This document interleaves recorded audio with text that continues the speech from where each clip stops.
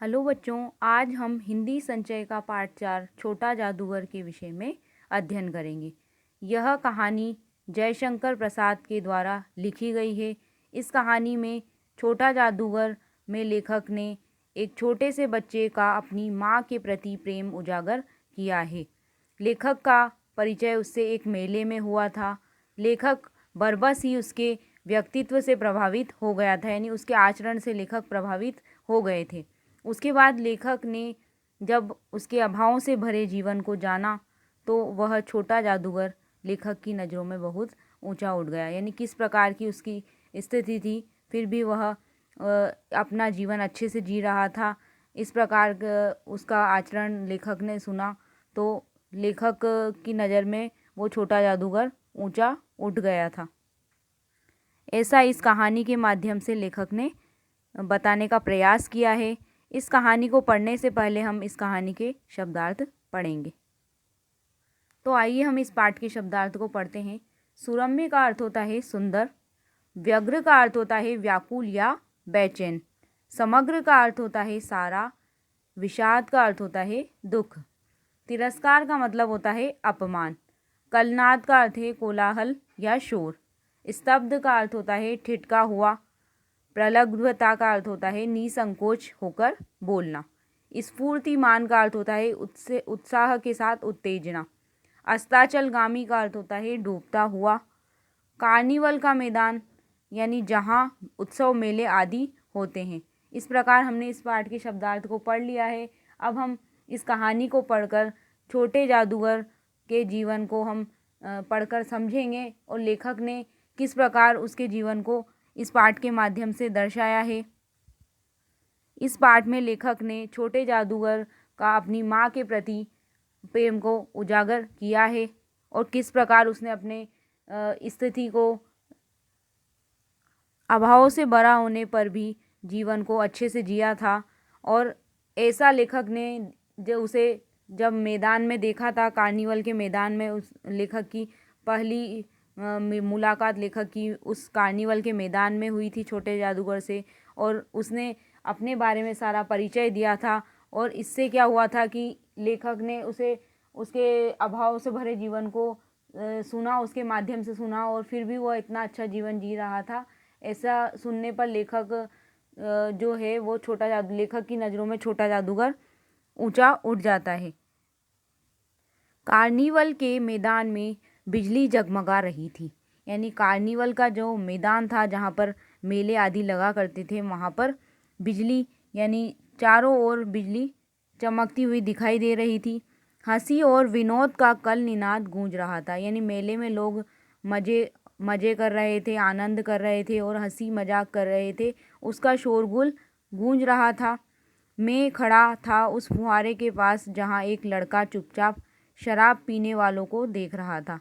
यानी लेखक बता रहे हैं कि वो एक छोटे फुहारे के पास खड़े थे जहाँ पर वो चुपचाप एक लड़के को देख रहे थे जो कि शराब पीने वाले व्यक्तियों को देख रहा था।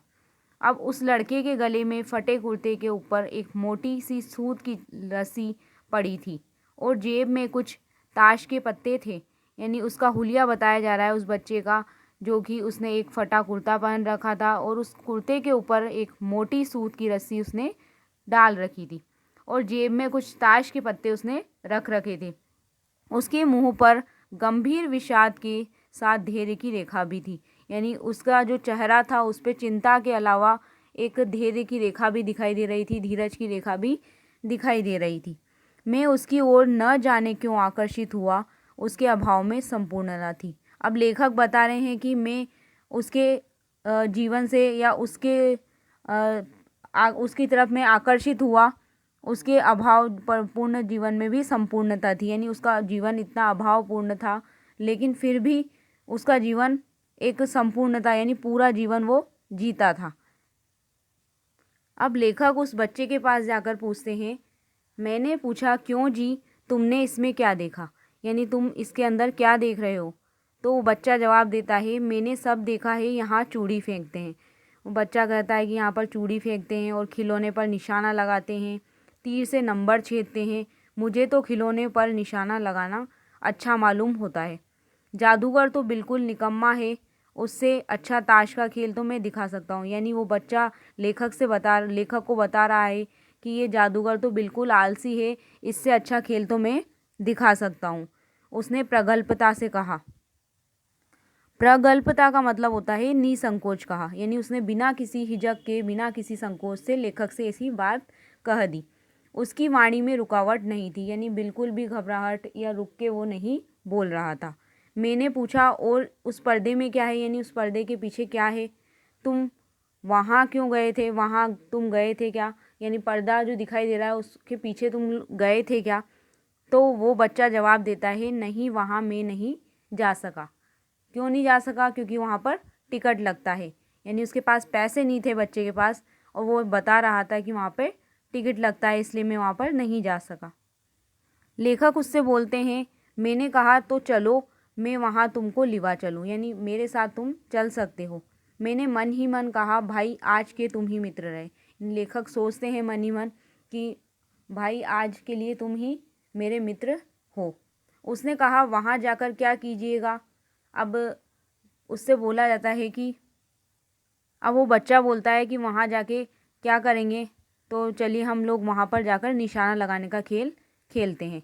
मैंने उससे सहमत होकर कहा। यानी लेखक बोलते हैं कि मैं उससे हाँ में सिर हिलाकर कहता हूँ, तो फिर चलो पहले शरबत पी लिया जाए। यानी हम पहले खेल खेलने से पहले, निशाना लगाने से पहले हम शरबत पी लेते हैं। उसने स्वीकार सूचक सिर हिला दिया। यानी उस बच्चे ने हाँ में सिर हिला दिया शरबत पीने के लिए। मनुष्यों की भीड़ से जाड़े की संध्या भी वहाँ गर्म हो रही थी। यानी उस मेले के मैदान में इतनी भीड़ लगी हुई थी, लोगों की इतनी भीड़ थी कि वो ठंड के मौसम में भी गर्मी का एहसास वहाँ पर हो रहा था। अब लेखक बोलते हैं कि हम दोनों ने शरबत पीकर निशाना लगाने चले। यानी वो दोनों पहले शरबत पीते हैं और फिर निशाना लगाने चले जाते हैं। राह में ही उससे पूछा, तुम्हारे और कौन है? यानी रास्ते में उससे पूछते हैं लेखक कि तुम्हारे घर में और कौन है? तो वो बच्चा जवाब देता है, माँ और बाबूजी। यानी मेरे माँ और पिताजी हैं। उन्होंने तुमको यहाँ आने के लिए मना नहीं किया। लेखक अब उससे पूछते हैं कि तुम्हें यहाँ अकेले आने के लिए, मेले में अकेले घूमने के लिए मना नहीं किया तुम्हारे माँ ने और पिताजी ने? तो वो बच्चा जवाब देता है कि बाबूजी जेल में है, यानी मेरे पिताजी जेल में है। अब लेखक उससे पूछते हैं, क्यों जेल में है? तो वो उत्तर देता है, देश के लिए, वह गर्व से बोला। यानी उसके पिताजी देश की सेवा के लिए जेल में है, वो घमंड से ऐसी बात बोलता है। अब बच्चे से पूछा जाता है, और तुम्हारी माँ? तो बच्चा जवाब देता है, वह बीमार है। अब लेखक उस बच्चे से बोलते हैं कि तुम्हारी माँ बीमार है और तुम तमाशा देख रहे हो यहाँ पर खड़े हुए। तो वो बच्चा है, उसके मुंह पर तिरस्कार की हंसी छूट पड़ती है। एकदम से वो तिरस्कार रूपी हंसी उसके चेहरे पर दिखाई देती है। उसने कहा, तमाशा देखने नहीं दिखाने निकला हूँ। यानी मैं यहाँ पर तमाशा देखने नहीं निकला हूँ, मैं लोगों को तमाशा दिखाकर कुछ पैसे कमाने के लिए निकला हूँ। कुछ पैसे ले जाऊँगा तो क्या करूँगा? माँ को पथ्य दूँगा। यानी माँ को ये पैसे दे दूँगा जिससे माँ खुश हो जाएगी। मुझे शरबत ना पिलाकर आपने मेरा खेल देखकर मुझे कुछ दे दिया होता तो मुझे अधिक प्रसन्नता होती। यानी आपने मेरा खेल देखा है और मुझे शरबत नहीं पिलाया होता, उस खेल की जगह आपने मुझे कुछ पैसे दे दिए होते तो मेरे कुछ काम आते, जिससे कि मैं क्या करता, अपने लिए अपना पेट भर सकता और माँ के लिए कुछ दवाइयाँ ले लेता। यानी आप मुझे पैसा देते तो मुझे प्रसन्नता होती। मैं आश्चर्य से उस 13-14 वर्ष के लड़के को देखने लगा। अब लेखक हैरानी से उस 13-14 वर्ष के बालक को देखने लगे।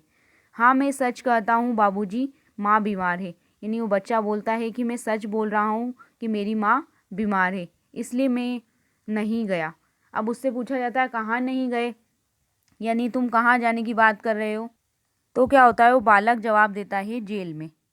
जब कुछ लोग खेल तमाशा देखते ही हैं तो मैं क्यों ना दिखाकर माँ की दवाई करूं और अपना भी पेट भरूं। यानी मैं इसलिए नहीं गया क्योंकि माँ बीमार थी, इसलिए मैं जेल में नहीं गया। और सभी लोग खेल तमाशा दिखाकर पैसे कमा रहे हैं, तो क्यों ना मैं भी इसी तरह का कार्य करके खेल दिखाकर पैसा कमा लूँ, जिससे माँ के लिए मैं दवाई खरीद सकूँ और अपना भी पेट में भर सकूँ। मैंने दीर्घ निश्वास लिया। यानी लेखक बोल रहे हैं कि मैंने लंबी सांस ली। चारों ओर बिजली के लट्टू नाच रहे थे, यानी चारों मेले के चारों ओर बिजली के बल्ब जले हुए थे, जो कि ऐसे लग रहे थे चमकते हुए, इस प्रकार दिखाई दे रहे थे जैसे कि वो नृत्य कर रहे हों। मन व्यग्र हो गया, यानी लेखक का मन व्याकुल हो गया। मैंने उससे कहा, अच्छा चलो निशाना लगाया जाए, यानी लेखक ने उस बच्चे से कहा कि चलो हम लोग निशाना लगाते हैं। हम दोनों उस जगह पर पहुँचे जहाँ खिलौनों को गेंद से गिराया जाता था, यानी लेखक और वो छोटा बच्चा दोनों ऐसी जगह पर पहुँचे जहाँ पर खिलौनों से गेंद से खिलौने को गिराने का कार्य किया जा रहा था, ऐसा खेल खेला जा रहा था। अब लेखक जो हैं उन्होंने 12 टिकट खरीदे और वो जो 12 टिकट थे वो उन्होंने उस बच्चे को दे दिए। वह निकला पक्का निशानेबाज, यानी वो बच्चा पक्का निशानेबाज था, उसका निशाना कोई खाली नहीं जाता था, यानी कोई निशाना उसका चूकता नहीं था, उसका कोई गेंद खाली नहीं गया था, यानी उसका जो जितने भी उसने निशाने लगाए वो कोई भी खाली नहीं गए थे।